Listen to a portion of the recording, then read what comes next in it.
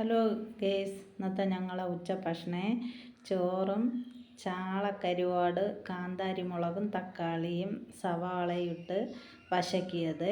പിന്നെ ഇന്നലത്തെ ചാള മീൻ വറുത്തത് ഇരുന്ന് 2-3 കഷ്ണം. പിന്നെ ഞങ്ങളെ മോര്. അപ്പം നമുക്ക് ചോറിൽ ഇങ്ങനെ ഒഴിച്ചു കൊടുക്കാം.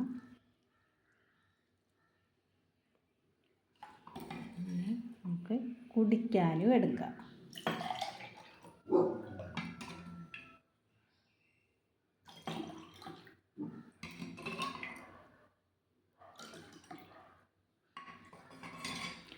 അപ്പോൾ ഇന്നത്തെ വീഡിയോ ഇത്ര തന്നെ.